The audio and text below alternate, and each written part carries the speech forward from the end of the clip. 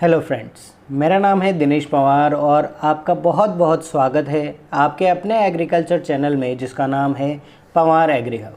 दोस्तों, I hope कि आपकी एग्रीकल्चर सुपरवाइज़र मतलब कृषि पर्यवेक्षक बनने की जो तैयारी है वो बहुत ज़ोरों शोरों से चल रही होगी। कुछ लोग आप में से कोचिंग भी कर रहे होंगे, कुछ सेल्फ स्टडी कर रहे हैं, तो दोनों को ऑल द बेस्ट। आप बहुत अच्छे से तैयारी करिए और एग्रीकल्चर सुपरवाइज़र जो शायद कुछ लोगों का सपना है वो पूरा कर लीजिए।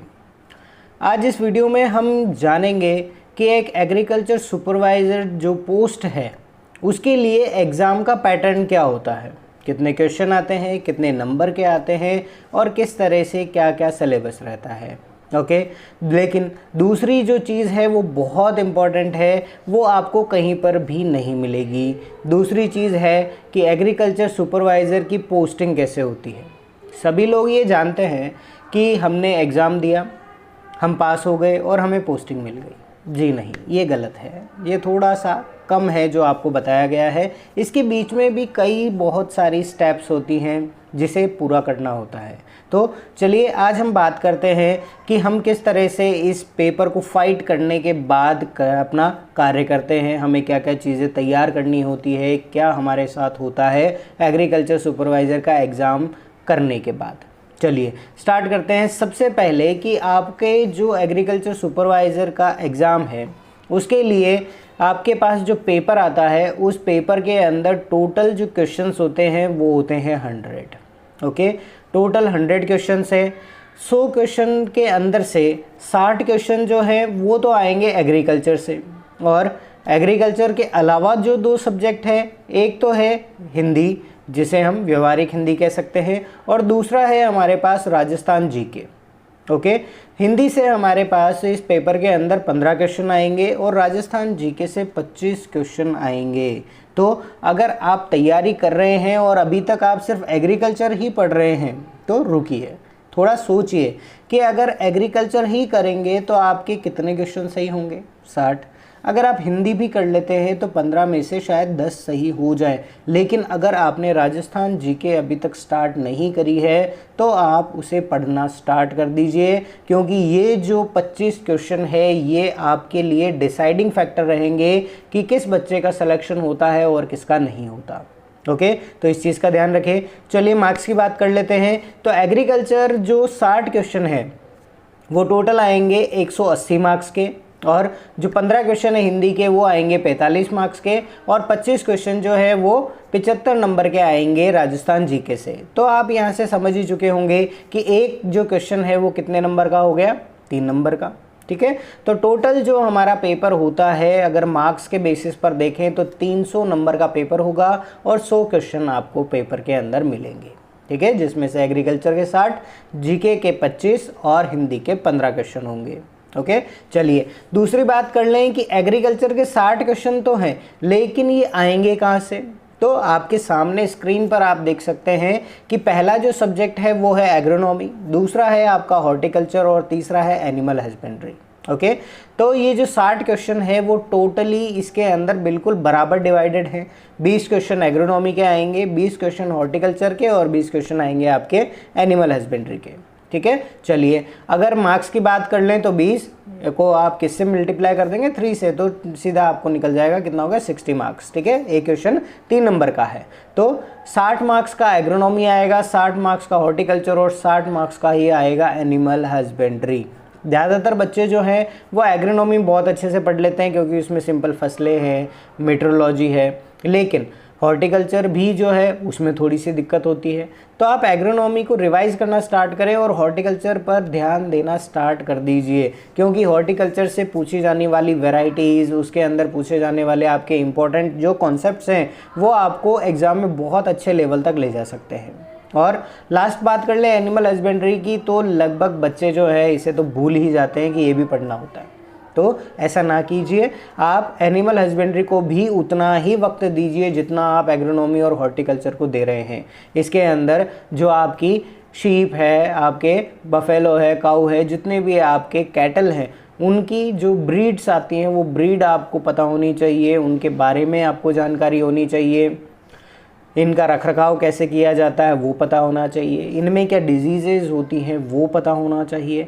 तो इन सभी की आप बहुत सिंपल सी ट्रिक से अपनी तैयारी कर सकते हैं। इन सब के लिए अलग अलग पेजेस बना लीजिए, उनके ऊपर सिंगल 1 लाइन के अंदर आप अपने नोट्स लिखना स्टार्ट कीजिए। ठीक है, किस तरह से नोट्स बनाते हैं वो हम हमारे अगले वीडियो में देखेंगे, पर अभी के लिए इस वीडियो में मेरे साथ बने रहिए। और अगर आपने अभी तक चैनल को सब्सक्राइब नहीं किया है तो इस चैनल को सब्सक्राइब कर लीजिए, क्योंकि बहुत ही इंपॉर्टेंट चीज़ें जो आपके काम की हैं इस एग्ज़ाम के लिए और आने वाले एग्रीकल्चर रिलेटेड एग्ज़ाम्स के लिए, वो सभी टॉपिक्स, वो सभी चीज़ें हम आपको यहाँ पर दिखाने वाले हैं। ठीक है, चलिए आगे बात कर लें कि एग्ज़ाम का पैटर्न जो है वो टोटल हम किस तरह से देखेंगे। तो पहली चीज़ कि ये जो पेपर होगा वो ऑब्जेक्टिव टाइप होगा, मतलब एक क्वेश्चन होगा और 4 ऑप्शन होंगे और उन ऑप्शंस में से कोई एक हमारा जो आंसर है वो सही होगा। तो सबसे पहली चीज़ तो ध्यान रख लीजिए कि 2 आंसर सही नहीं होंगे, एक ही आंसर सही होगा। तो आपको 4 में से एक जो आपका आंसर है वो सिलेक्ट करना है। दूसरी चीज़ ध्यान रखें कि टोटल नंबर जो क्वेश्चंस हैं वो आपके 100 हैं और टोटल मार्क्स है वो कितने हैं, 300 है। ठीक है, तो 300 नंबर का पेपर होगा। फिर बात कर लेते हैं हम यहाँ पर टाइम की। तो आपको 100 क्वेश्चन अटैम्प्ट करने के लिए 2 घंटे का टाइम मिलेगा, मतलब 120 मिनट मिलते हैं। ठीक है, तो 120 मिनट में आपको 100 क्वेश्चन करने हैं, मतलब लगभग 1.5 मिनट जो है वो आपको एक क्वेश्चन के लिए मिल जाएगा। पर आपको वहाँ पर ध्यान ये रखना है कि 120 के 120 क्वेश्चन आज तक ना तो किसने किए हैं, और अगर किए भी हैं तो वो नेगेटिव हुए हैं। ठीक है, तो इसीलिए सारे क्वेश्चन अटैम्प्ट करने की जगह अपने क्वेश्चंस को अच्छी तरह अटैम्प्ट करने का प्रयास करें।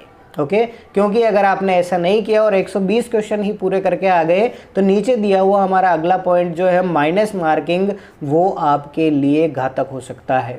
ओके, 3 नंबर का एक क्वेश्चन है और उसमें से 1/3 माइनस मार्किंग है, मतलब 1 नंबर आपका माइनस हो जाएगा।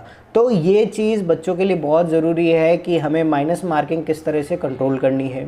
ओके, तो इस चीज़ को अच्छे से ध्यान रखिएगा। आपको जितने क्वेश्चन आते हैं अच्छे से आते हैं उन्हीं को अटैम्प्ट करें। इसके अलावा जिनमें डाउट्स हैं उनको बहुत सावधानी पूर्वक करें, और जो नहीं आते उनको तो छोड़ ही दीजिए, क्योंकि वो आपको सिर्फ नेगेटिव की तरफ लेकर जाएंगे। अपनी किस्मत के भरोसे मत बैठिएगा कि मैं 4 में से 1 टिक कर दूंगा और वो कहीं सही हो जाएगा। ठीक है, इस चीज़ का ध्यान रखें। एग्ज़ाम पैटर्न शायद आप समझ चुके हैं। अगर एग्ज़ाम पैटर्न आप समझ चुके हैं अच्छे से, तो उसके बाद नेक्स्ट हम जान लेते हैं कि एग्ज़ाम की स्कीम क्या होती है, मतलब ये एग्ज़ाम होता कैसे है, इसके अंदर क्या क्या चीज़ें होती है। सबसे पहले तो जैसे अभी आपका नोटिफिकेशन निकला है इस एग्ज़ाम के लिए, उसके अंतर्गत कुछ दिनों बाद आपके एग्ज़ाम की डेट निकलेगी और उस दिन आपका एग्ज़ाम होगा। अगर आप ये सोच रहे हैं कि अभी तक तो डेट नहीं निकली और हम कुछ दिनों बाद तैयारी कर लें, तो आप गलत सोच रहे हैं। एग्ज़ाम की डेट कभी भी निकल सकती है, तो अपनी तैयारी जारी रखिए। नेक्स्ट, आपकी तैयारी जब पूरी हो जाए और उसके बाद जब आपका एग्ज़ाम हो, तो एग्ज़ाम के अंदर आपको पैटर्न के हिसाब से ही चलना होगा, उसी तरह से क्वेश्चन आएंगे और उतना ही टाइम मिलेगा। आपका एग्ज़ाम होने के बाद कुछ दिनों बाद क्या होता है कि ये आरपीएससी जो है, RSM SSB जो बोर्ड बना हुआ है, वो इसका रिज़ल्ट घोषित करती है। और अगर मान लीजिए 1000 पोस्टें हैं तो ये 1000 की जगह लगभग 1200 बच्चों का सिलेक्शन करती है, क्योंकि हो सकता है कि कुछ बच्चे हैं वो कृषि पर्यवेक्षक ना बनना चाहें या फिर किसी दूसरी वजह से वो ये नौकरी छोड़ दें। तो इसीलिए वो 1000 की जगह 1200 बच्चों का सिलेक्शन करती है और उनकी नाम की लिस्ट निकलती है, उनके रोल नंबर्स निकलते हैं। ओके, ये होने के बाद इन सभी के लिए आरपीएससी की साइट पर एक फॉर्म दिया होता है, उस फॉर्म को फिल करना होता है। उसमें आपकी सारी डिटेल्स होती है, आपने कहाँ स्कूलिंग करी, आपके परिवार की सारी डिटेल्स, वो सब फिल करके आपकी जो भी डॉक्यूमेंट्स हैं, जैसे आपके आधार कार्ड हो गया, ड्राइविंग लाइसेंस है या फिर आपका वोटर आईडी है, इसके अलावा जाति प्रमाण पत्र, मूल निवास प्रमाण पत्र, और इसके साथ साथ आपकी जितनी भी मार्कशीट्स हैं 10th की, 12th की, BSc की, जो सारी की सारी मार्कशीट्स वगैरह, ये सब उसके साथ अटैच होती है और ये आपको जमा करानी होती है आरपीएससी के मुख्यालय पर, जो कि है अजमेर में। और हो सकता है कि आप स्पीड पोस्ट भी करा सकें या फिर आप बाई हैंड भी वहाँ पर जमा करा सकते हैं।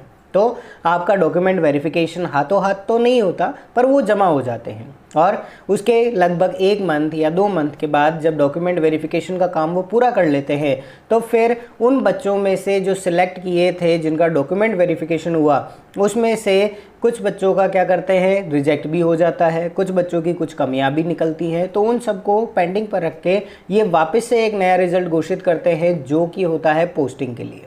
ओके और ये जो पोस्टिंग है वो आपको डिस्ट्रिक्ट हेडक्वार्टर पर मिलती है, जहाँ पर जो डिप्टी डायरेक्टर या एडिशनल डायरेक्टर्स जो हैं वो बैठते हैं और आपको वहाँ के ऑफिस में रिपोर्ट करना होता है दी गई निर्धारित तारीख में। जिस दिन रिजल्ट निकलता है उसके लगभग 7 दिन का टाइम आपको दिया जाता है, आपको वहाँ पर रिपोर्ट करना होता है और फिर वहाँ पे आपकी ट्रेनिंग होती है लगभग 1 से 2 महीने की।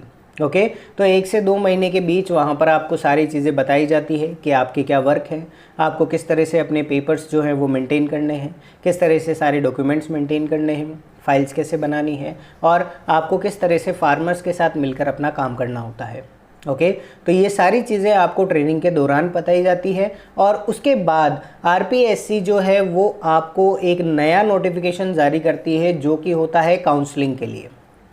काउंसलिंग का मतलब वही है जो आप यूजी या पीजी बेसिस पर देते हैं, जहां पर आपको बुलाया जाता है, जितनी सीट्स होती है वो आपके सामने होती है और आपको उसमें से अपनी जगह चूज़ करनी होती है। तो ये काउंसलिंग का प्रोसेस जो है वो जयपुर में होता है, आपको वहाँ पर जाना होगा पंत कृषि भवन में या फिर दुर्गापुरा जो रारी रिसर्च इंस्टीट्यूट है वहाँ पर जाना होता है। और अगर 1000 पोस्टें टोटल हैं तो वो सारी टोटल पोस्टें आपको स्क्रीन पर दिखाई जाती है कि ये टोटल पोस्टें हैं और मेरिट बेसिस पर आपको बुलाया जाता है और आपको उन पोस्ट में से सिलेक्ट करनी होती है कि आपको कहाँ जाना है। तो यहाँ पर हमें पता चलता है कि हमें तैयारी अच्छे से करने की ज़रूरत क्यों होती है, क्योंकि अगर आपकी रैंक लास्ट में है तो आपके पास चॉइस नहीं बचती है कि आप कहाँ जाएं, और अगर आपकी रैंक ऊपर है तो आपके पास अच्छी चॉइस हो जाती है कि आपको किस जगह जाना है। ओके तो इस चीज़ का ध्यान रखें, आप बहुत अच्छे से तैयारी करें और अच्छी रैंक लेकर आए ताकि काउंसलिंग में आपको दिक्कत ना हो। ओके चलिए लास्ट बात करें, काउंसलिंग होने के बाद आपको फाइनल पोस्टिंग दी जाती है, जो जगह आपने सिलेक्ट करी है उस जगह आपको पोस्टिंग मिल जाती है और इसके अंदर भी लगभग 5 से 7 दिन का समय लगता है। तो ये आपका एग्ज़ाम का स्कीम था जो कि आपको एग्ज़ाम होने के बाद भी याद रखना है, उसके बाद भी आपको काम आएगा। एग्रीकल्चर सुपरवाइज़र का जो काम है वो बहुत अच्छा है, बहुत इजी है और ये बिल्कुल बेसिक ग्रास रूट लेवल का हमारे लिए वर्क होता है जो कि सबसे अच्छा माना जाता है, क्योंकि आप फार्मर्स के साथ हमेशा कांटेक्ट में रहेंगे, आप उनके लिए काम करते हैं, उनका सारा वर्क जो है वो आपके अंडर होता है। तो अगर आप कृषि पर्यवेक्षक बनना चाहते हैं तो अच्छे से तैयारी कीजिए और इस चैनल को सब्सक्राइब ज़रूर कर लीजिए ताकि ऐसे ही आगे आने वाले और इम्पोर्टेंट वीडियोज़ आप टाइम पर देख सकें। अगर वीडियो अच्छा लगा है तो लाइक ज़रूर करें और अपने फ्रेंड्स के साथ इसे शेयर करना ना भूलें। Thank you.